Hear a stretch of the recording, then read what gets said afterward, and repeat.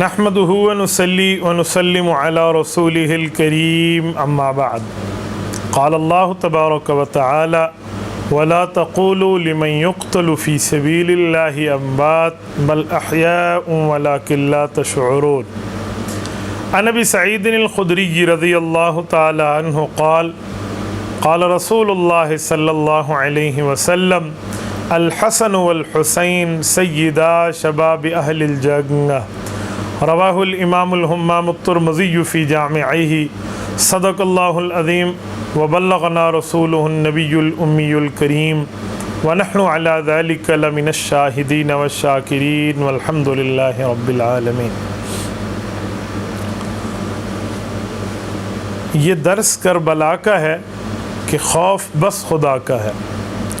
معزز دوستو، میں آپ کی خدمت میں نواسہ رسول شہزادہ بطول لخت جگر سیدنا علی بن ابی طالب رضی اللہ عنہ حضرت امام حسین رضی اللہ تعالیٰ عنہ کی شہادت کے حوالے سے چند معروضات پیش کر رہا ہوں.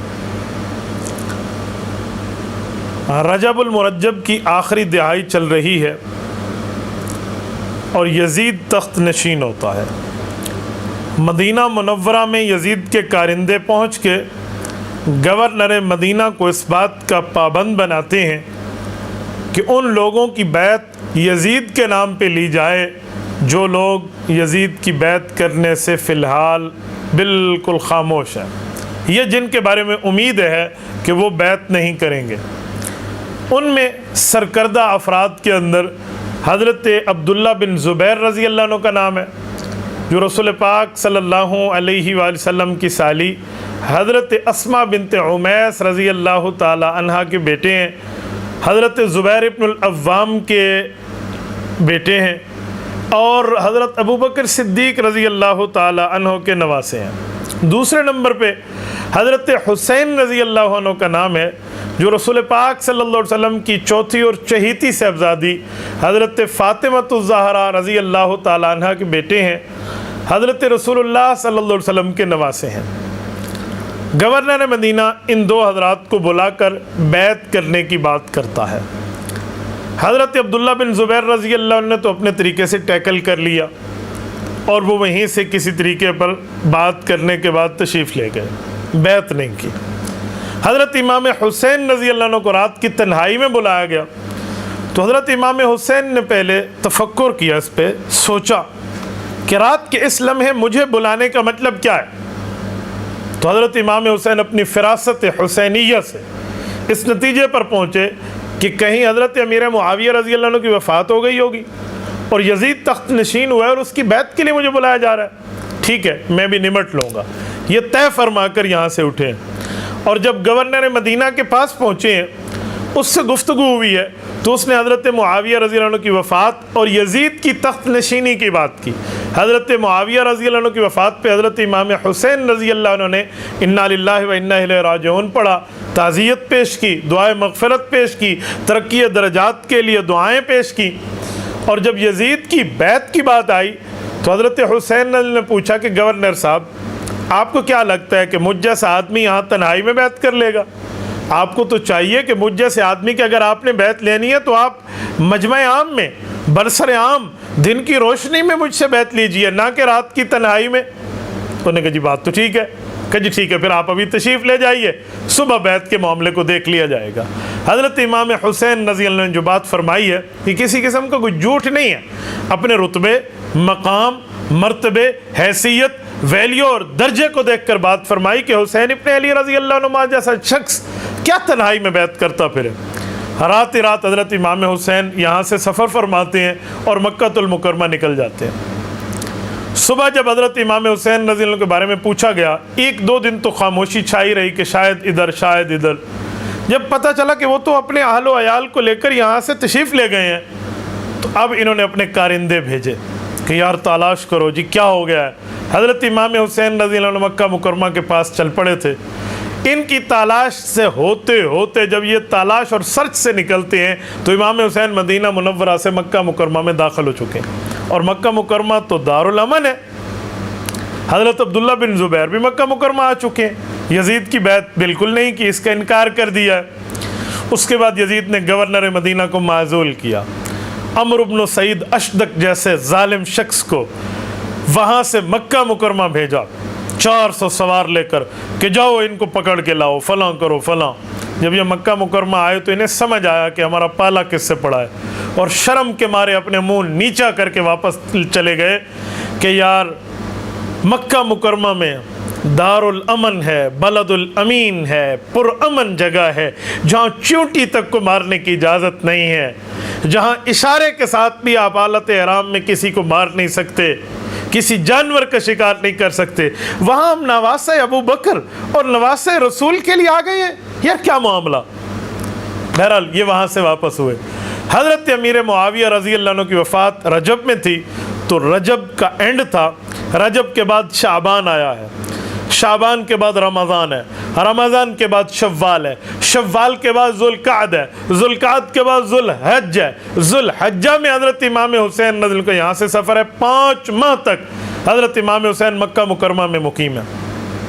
دنیا زیارت کے لیے آ رہی ہے، لوگ مل رہے ہیں، حضرت امام حسین رضی اللہ تعالیٰ عنہ کے ایک حلقہ ارادت بڑھ رہا ہے، تو کوفہ کے چند ظالم بے وفاؤں کے امام، جن کے ماتھے پر بے وفائی کا بدنما داغ ہے اور تا قیامت ان کے چہرے پر یہ ندامت اور بے وفائی کا داغ رہے گا، انہوں نے خطوط لکھے ہیں، انہوں نے آفر پیش کی ہے، انہوں نے وفود بھیجے ہیں، ڈیلیگیشن کا تاندہ بن گیا ہے۔ امام حسین رضی اللہ عنہ، ہم نے سنا ہے آپ نے یزید کی بیعت کا انکار کیا ہے، آپ آئیے ہماری قیادت کیجئے، آپ آئیے کوفہ تشریف لائیے، آپ آئیے ہماری رہنمائی کیجئے، ہمیں شرعی معاملات میں سمجھائیے اور ہماری سرپرستی فرمائیے۔ خطوط در خطوط، خطوط در خطوط، وفود در وفود، ایک سلسلہ بن گیا۔ حضرت امام حسین رضی اللہ عنہ جب سفر کا ارادہ فرماتے ہیں تو صحابہ کی اولادیں اور امام حسین کے بچپن کے ساتھی اور دوست اور پیارے اور تعلق والے یہ آڑے آ جاتے ہیں، آپ سفر کیوں کر رہے ہیں؟ آپ جانتے نہیں ہیں یہ عراق والے کون سے لوگ ہیں جو آپ کو طلب کر رہے ہیں؟ انہوں نے آپ کے والد حضرت علی المرتضی رضی اللہ تعالیٰ عنہ کے ساتھ کیا کیا، انہوں نے آپ کے بھائی حضرت امام حسن رضی اللہ عنہ کے ساتھ کیا کیا، یا مذل المؤمنین کا ان لوگوں نے حضرت امام حسن رضی اللہ عنہ کو طعنہ دیا تھا، انہوں نے امام حسن کے نیزے کے ساتھ ان کے ران پر حملہ کیا تھا اور زخم دیا تھا۔ وجہ حضرت امام حسن رضی اللہ عنہ نے اللہ کے رسول صلی اللہ علیہ وسلم کی پیشن گوئی کو پورا کرتے ہوئے اپنے والد حضرت علی المرتضی کی طرف سے ان کی شہادت کے بعد بطور جانشین حضرت امیر معاویہ رضی اللہ عنہ کے ساتھ بیعت کی ہے، ہاتھ میں ہاتھ دے کر صلح کی ہے۔ اس کی پاداش میں ان کوفیوں کے نظریں پھر گئیں، ان کوفیوں کے لہجے پھر گئے، ان کوفیوں کے قول و قرار ایک جگہ نہیں رہے۔ آپ کو نہیں جانا چاہیے، حسین ابن علی رضی اللہ عنہ آپ کو نہیں جانا چاہیے، حضرت عبداللہ بن عباس ہیں کہنے والے، حضرت عبداللہ بن عمر ہیں کہنے والے، حضرت عبداللہ بن زبیر ہیں کہنے والے، صحابہ کرام کی اولادیں درمیان میں آ گئیں۔ امام حسین رضی اللہ عنہ نے اپنا ارادہ ملتوی کیا، پوچھا اچھا بتاؤ کیا حل ہے؟ یہ کہتے ہیں ہمیں دینی باتیں بتاؤ، یہ کہتے ہیں ہمیں دینی رہنمائی بتاؤ، آپ نے یزید کی بیعت نہیں کیجیے، ہمارے پاس آئیے، اگر میں نہ جاؤں یہ کہتے ہیں کل قیامت میں ہم آپ کا نعوذ باللہ گریبان پکڑیں گے، میں اللہ کو کیا جواب دوں؟ ہزاروں آدمی مجھے اپنی دینی رہنمائی کے لیے طلب کر رہے، میں نہ جاؤں؟ صحابہ کرام نے عرض کیا امام حسین رضی اللہ عنہ ہمیں آپ کا خون عزیز ہے، ہمیں آپ کی جان عزیز ہے، ہمیں آپ کی عزت اور احترام عزیز ہے، آپ ایک کام کیجئے، ایک نمائندہ بھیج دیجئے، وہ وہاں جائے، ان کو پرکھے، ان کو سمجھے، ان کو سرچ کرے، ان کی تحقیق کرے، اور اس کے بعد معاملہ واضح ہو کہ لوگ آپ کے ساتھ مخلص ہیں یا منافق ہیں، یہ اوپر سے حامی بھر رہے ہیں یا اندر سے بھی آپ کے ساتھ ہیں۔ کہ جی بالکل بہت اچھی بات ہے، بھیج دینا چاہیے۔ حضرت عقیل رضی اللہ عنہ حضرت علی المرتضی کے بھائی، حضرت حسین رضی اللہ عنہ کے چچا جان، حضرت عقیل کے بڑے بیٹے حضرت مسلم ابن عقیل رضی اللہ عنہ کو بھیجا جاتا ہے، بطور جانشین بھیجا جاتا ہے، بطور ایمبیسیڈر بھیجا جاتا ہے، بطور سفیر بھیجا جاتا ہے، بطور نمائندہ بھیجا جاتا ہے،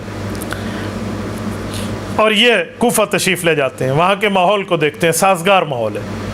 اس وقت وہاں کے جو گورنر تھے وہ نعمان ابن بشیر رضی اللہ عنہ تھے، عظیم صحابی رسول ہیں، لوگوں کے ساتھ بڑا اچھا برتاؤ ہے، بڑا تعلق ہے، ان میں کوفیوں نے اچھا ایک رہن سہن کا سامان رکھا ہوا ہے، اور ان نے خط لکھے، اور یہ سارے گئے تو حضرت حسین کے نمائندے کے ہاتھ میں ہاتھ دے کر بیعت کی۔ آپ بلائیے امام حسین کو، ہم بیعت کرتے ہیں، ہم ساتھ دیتے ہیں، ہم تعلق میں رہتے ہیں، ہم مدد اور نصرت کے لیے رہتے ہیں، وہ ہماری شرعی رہنمائی کی کریں، ہماری اسلامی رہنمائی کریں، ہمیں دینی نالج اور دینی معلومات دیں۔ اجی ٹھیک ہو گیا۔ جب ان نے تسلی دیکھی، معاملات کو پرامن دیکھا، خط لکھا، آ جائیے، یہاں ماحول بالکل سازگار ہے۔ حضرت حسین صحابہ کی اولادوں کو خط دکھاتے ہیں، دوستوں کو وہ خطوط دکھاتے ہیں کہ دیکھو میرے نمائندے نے بھی تصدیق کر دی، چلیے اب ان کے پاس تو کیا رہ گیا؟ ٹھیک ہے، حضرت امام حسین نے سفر شروع کیا ہے۔ یہ ذوالحج کے ابتدائی دن ہیں۔ حضرت حسین رضی اللہ عنہ سفر فرماتے ہیں کوفہ کی طرف۔ راستے میں پہنچتے ہیں کہ اطلاع ملتی ہے کہ حضرت مسلم ابن عقیل رضی اللہ تعالی عنہ کے ساتھ بے وفائی ہو گئی، اور ان کا جوابی خط آ چکا ہے کہ معاملہ کیا ہے اور معاملہ کیا ہے۔ یہ خط ابھی حضرت امام حسین کو ملا نہیں ہے، یہ اطلاعیں آنا شروع ہوئی ہیں۔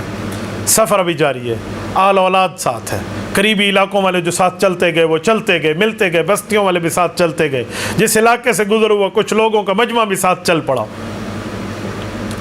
ایک جگہ جا کر اطلاع آتی ہے کہ حضرت مسلم ابن عقیل رضی اللہ عنہ شہید کر دیے گئے۔ اف، حضرت امام حسین رضی اللہ عنہ گویا انہونی ہو گئی، ناگہانی آفت ٹوٹ پڑی۔ حضرت امام حسین رضی اللہ عنہ جب یہ بیٹھ کر بات سنی ہے، اس پر مشورہ کیا کہ اب کیا کیا جائے، کیا سفر ملتوی کر دیا جائے؟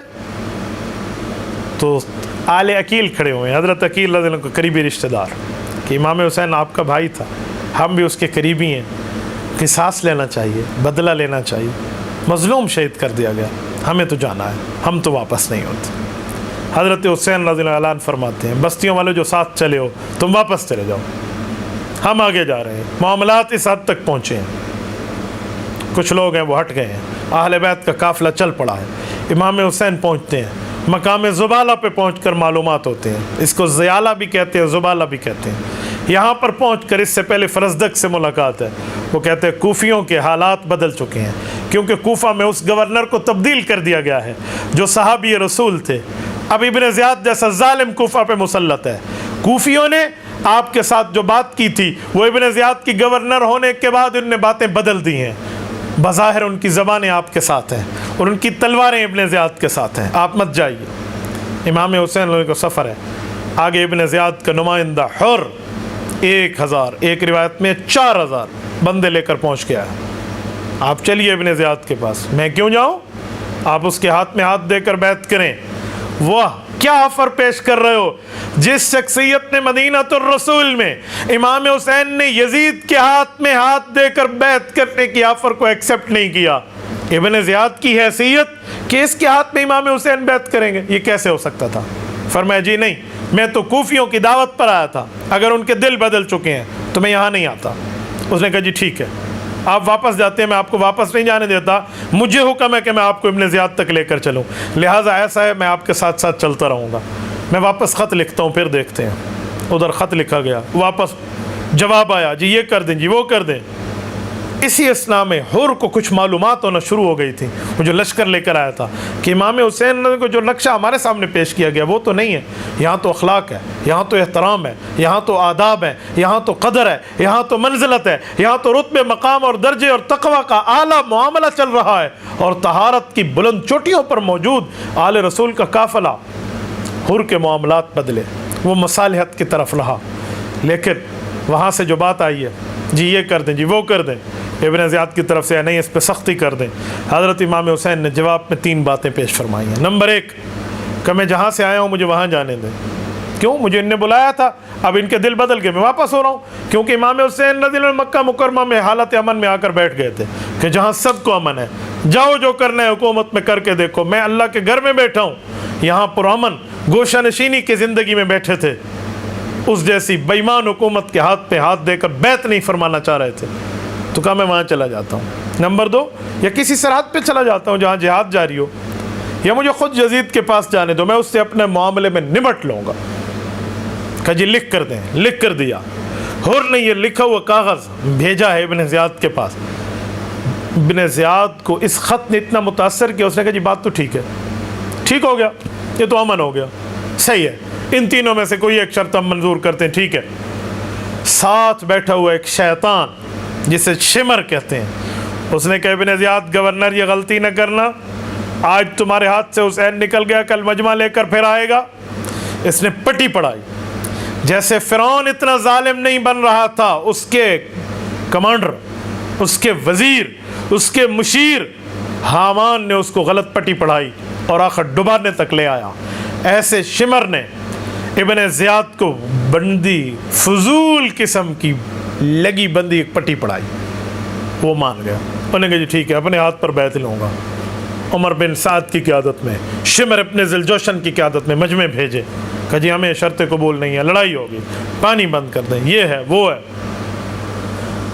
جس وقت حضرت امام حسین کے مقابلے میں سب پہنچے ہیں اور معاملات ہوئے ہیں، یہاں کچھ راتیں تو گزری نے، ایک دو راتیں، تو حضرت امام حسین نے رات کو خواب دیکھا۔ طبری میں ہے، بیٹے نے پوچھا ابو آپ نے کیا خواب دیکھا کہ اٹھنے کے بعد آپ انا للہ و انا الیہ راجعون پڑھ رہے ہیں؟ فرمایا بیٹا میں نے خواب دیکھا ہے کہ کچھ لوگ چل رہے ہیں اور ان کے ساتھ ان کی موتیں بھی چل رہی ہیں، کہ میں تو یہی سمجھتا ہوں کہ اس سے مراد ہم لوگ ہوں گے۔ بیٹے نے صبر کا مظاہرہ کیا۔ حضرت حسین رضی اللہ عنہ کے سامنے سے سارے معاملات ہیں۔ ایک چیز طے ہو چکی تھی، اللہ کے رسول صلی اللہ علیہ وسلم کی زندگی مبارک میں رسول پاک صلی اللہ علیہ وسلم کے پاس مشکات جلد نمبر 2 کتاب المناقب میں روایت موجود ہے، حضرت جبرائیل آئے تھے، آ کر ایک سفید شیشی دے گئے تھے جس میں کربلا کی خاک بھی تھی، اور رسول پاک صلی اللہ علیہ وسلم کو فرمایا اس جگہ کی مٹی ہے جس جگہ پہ آپ کے اس نواسے حضرت حسین رضی اللہ عنہ کو شہید کیا جائے گا۔ یہ معلومات تھی، یہ معاملات موجود تھے، یہ طے شدہ تھا، لیکن اب دیکھنا یہ تھا کہ کس ظالم کا بد نصیب پھوٹتا ہے کہ اس کے ہاتھ پہ یہ ظلم معاملے کو مارا سے وجود میں لایا جائے گا۔ وہ شمر اینڈ کمپنی، وہ یزید کی حکومت کے وزراء، وہ یزید کی حکومت، وہ ابن زیاد اور ان جیسے کے ہاتھوں پر یہ چیز مقدر تھی کہ لعنت کا یہ کام ان کے مقدر ہونا ہے، کہ انہوں نے اس عظیم خون سے اپنے ہاتھوں کو رنگین کرنا ہے۔ تو وہی ہوا، جب یہ سامنے آئے تو وہ حر جو پہلے ان کی قیادت میں ٹھہرا تھا، اس نے گھوڑے کو ایڑ لگائی اور امام حسین کے لشکر میں آیا، کہا اے حسین ابن علی مجھے معاف کر دینا، مجھے نہیں پتا تھا یہ لوگ آپ کے ساتھ اس حد تک اتر آئیں گے، آپ کے خون کے پیاسے ہوں گے، میرے علم میں نہیں تھا، ورنہ میں آپ کے ساتھ یوں معاملات میں نہ چلتا۔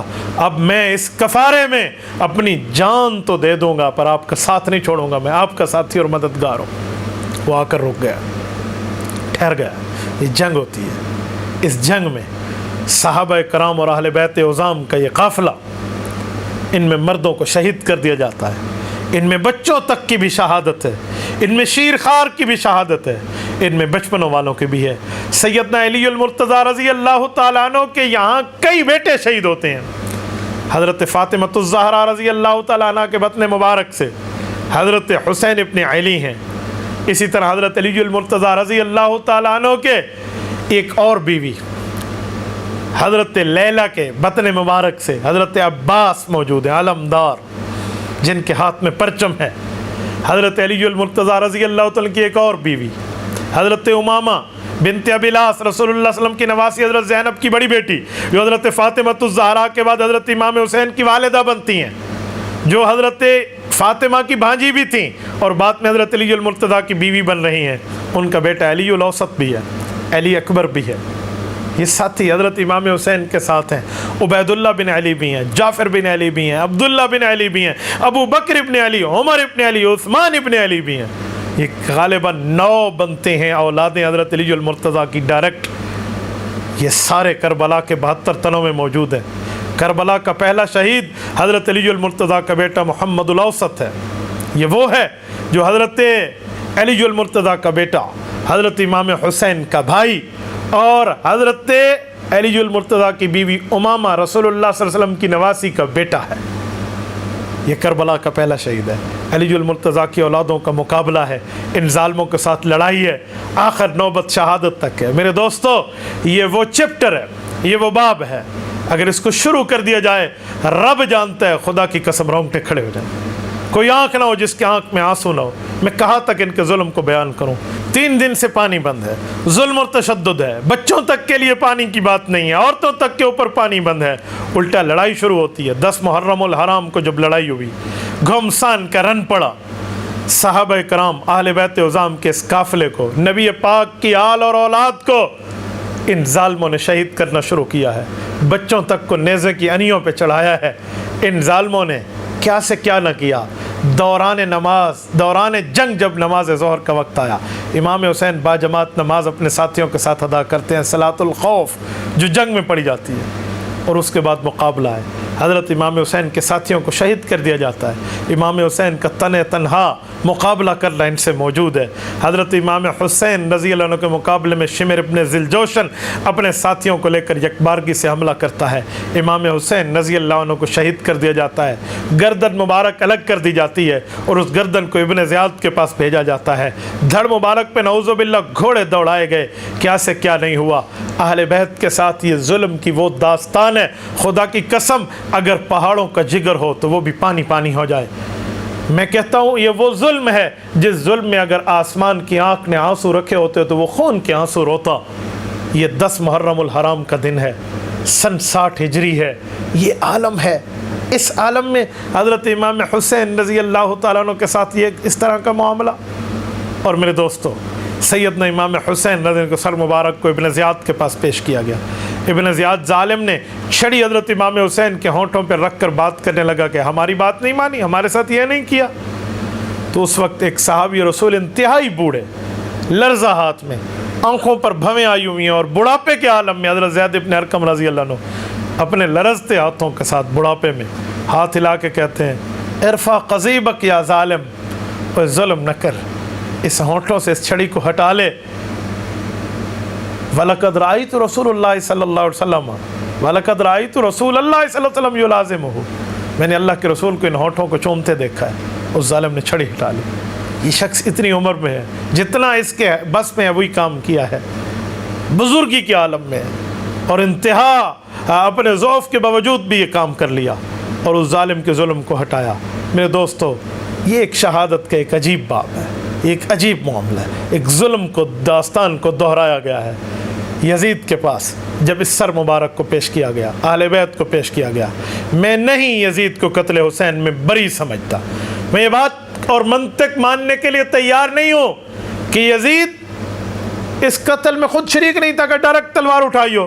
بھائی اگر شریک وہ نہیں تھا تو مجھے بتاؤ اس نے اس قتل کا بدلہ لیا؟ FIR اس زمانے کی درج کرائی؟ کوئی معاملات ہوئے؟ قاتلوں کو صرف لعنت و لعنت تم نے مار کے ادھر لے آئے ہو، یہ کام کر کے جان چھڑانے والی بات ہے؟ 64 ہجری تک یزید زندہ رہا ہے اور بعد میں مرا ہے، اس نے قتل کا بدلہ لیا ہے؟ مجھے بتائیے کیا کیا؟ میں اسے برابر کا شریک سمجھتا ہوں۔